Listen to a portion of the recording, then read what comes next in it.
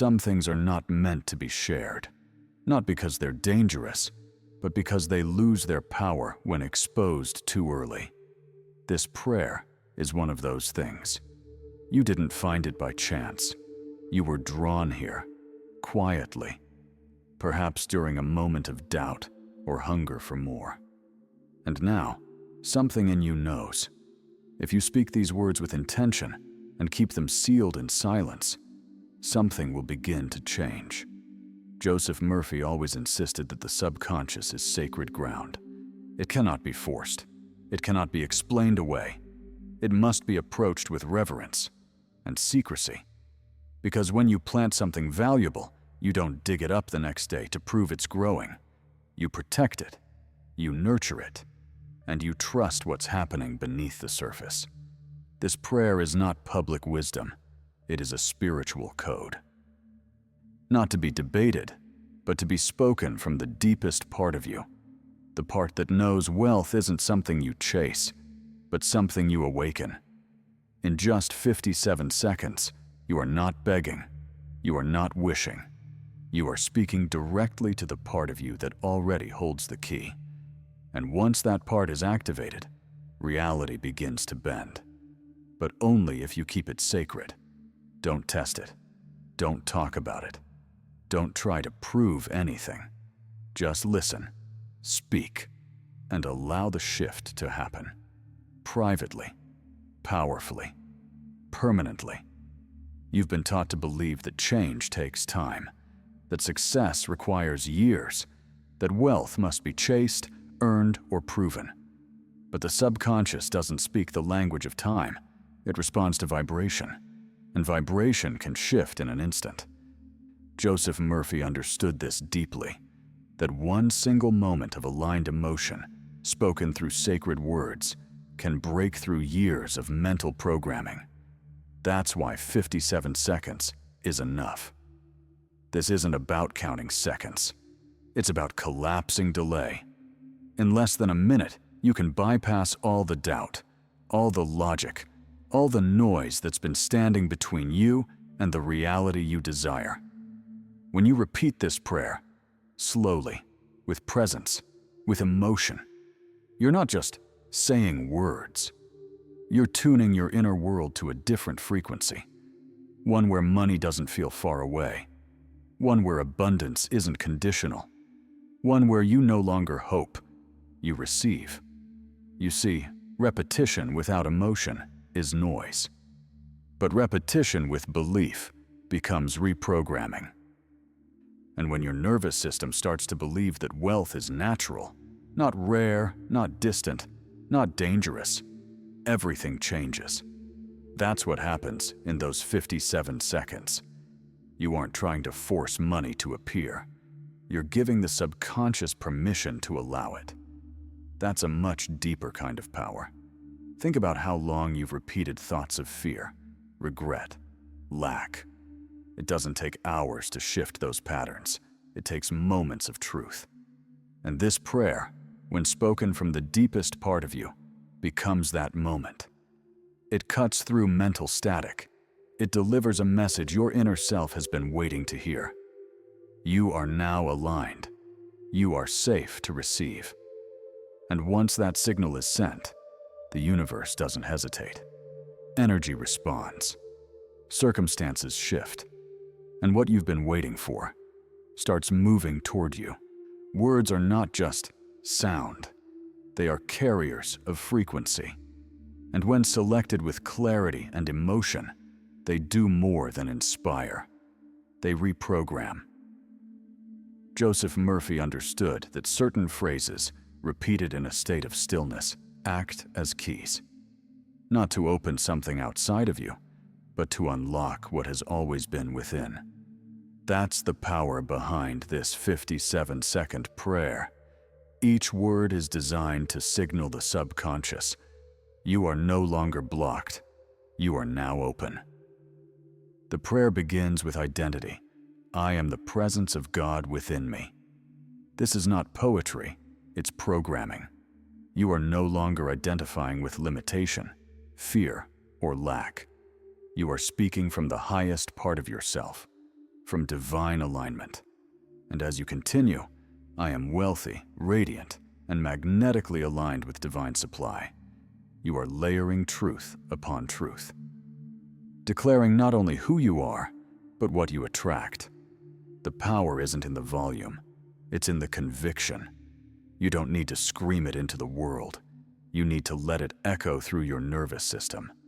Let it land in the places where old beliefs used to live. Let the words become the new rhythm of your inner world. Calm, certain, abundant. As you say, I now accept the riches of the infinite with gratitude and peace.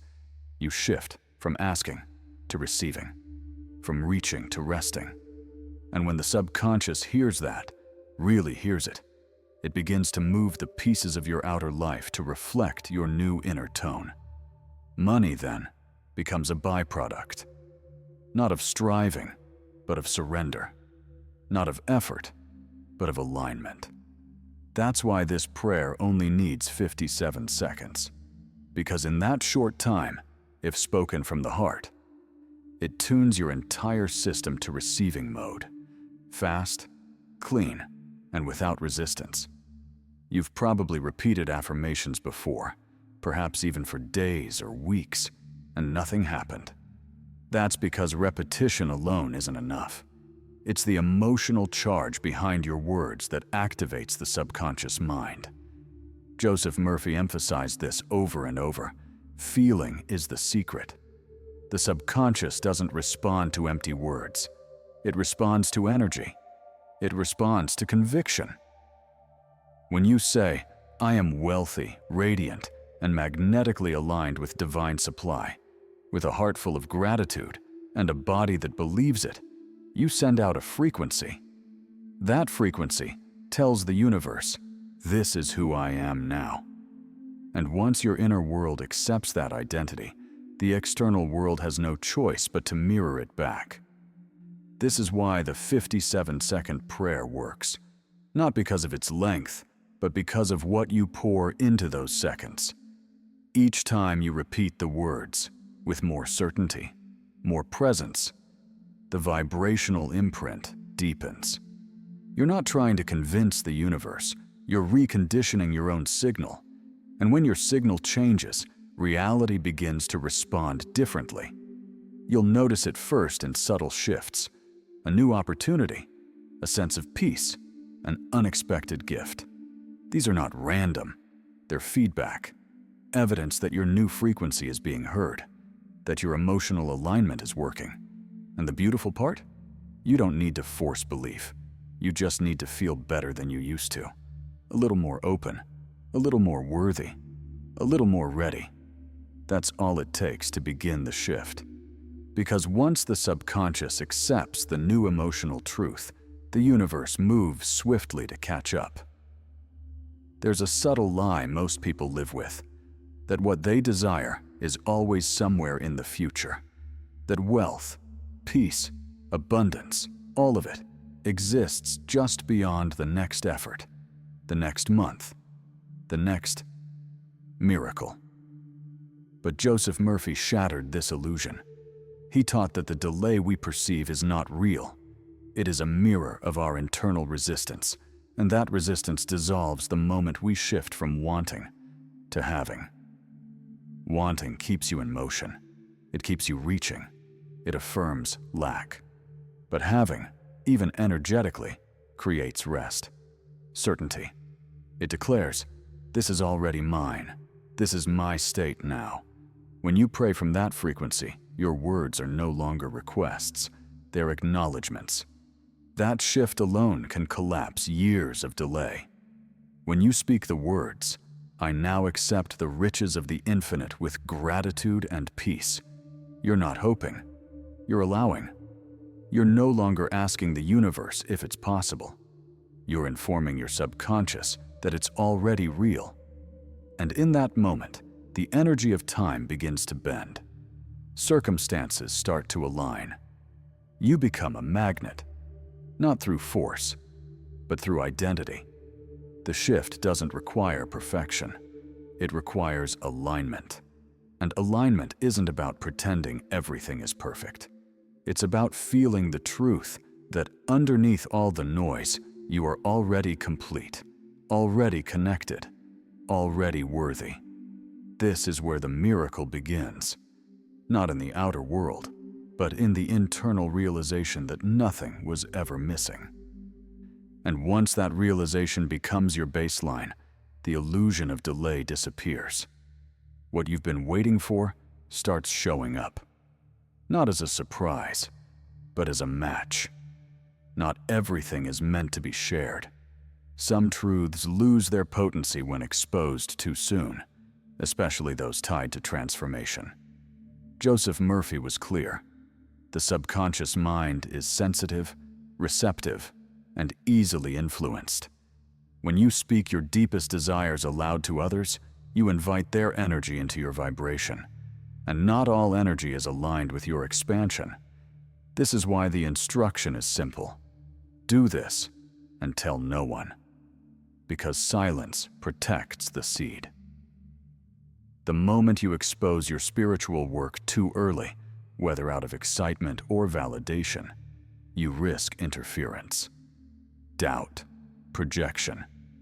Even well-meaning people can carry frequencies of fear or scarcity.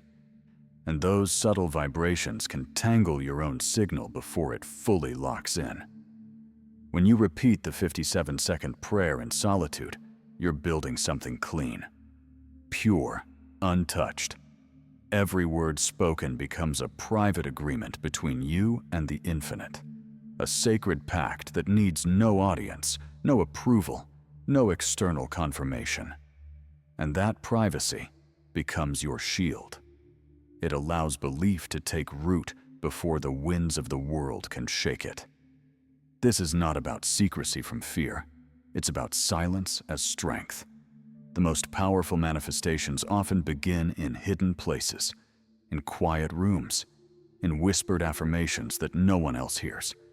Because that's where your vibration is most coherent, most focused, most alive.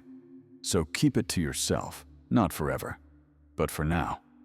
Let the results be your testimony. Let the change in your energy be what others notice. Because the universe always responds to the frequency of truth, especially the kind that doesn't need to be shouted. Most people approach prayer as a plea, a reaching, a desperate negotiation with the divine. But Joseph Murphy flipped that script. He taught that real prayer is not about asking for what you lack. It's about recognizing what is already yours. It's not a request to be heard, but a declaration that you have remembered who you are. When you speak the words, "I am the presence of God within me," you aren't calling something from outside. You're revealing what's already within. That single recognition changes the entire tone of the prayer. No longer a cry for help, but a confident return to truth. And when the subconscious hears truth spoken with clarity and feeling, it obeys, immediately. This is why miracles don't come from force. They come from alignment. The moment you stop asking and start acknowledging, your vibration shifts from please to thank you, from one day to now. And that subtle change sends a signal the universe cannot ignore. You don't have to prove anything. You don't need to feel perfect. You only need to speak from the part of you that knows, the calm, quiet center that remembers. Abundance is not a goal. It's your natural state. Money is not a reward. It's a reflection. And prayer is not a performance. It's a return. In 57 seconds, you don't just say the words. You become them. You embody wealth, alignment, gratitude. You claim your space in the divine flow. And when you do that consistently, the line between spiritual and material dissolves. You stop waiting for the miracle. You realize you are the miracle, remembering itself. This prayer, this short, secret practice, is not just about attracting money. It's about waking up. Waking up to the truth that your life was never meant to be built from fear, lack, or waiting. You were designed to live from overflow, to speak from abundance, to walk with the calm certainty that what you need is already forming, already near, already yours. Joseph Murphy didn't teach magic. He taught remembrance. His words were keys, not spells. And this prayer is one of them. Every time you return to it, you step deeper into your original design. You rewire the beliefs that were never yours to begin with. You untangle the stories of scarcity, and in their place, you install a new rhythm, one of trust, ease, and graceful expansion.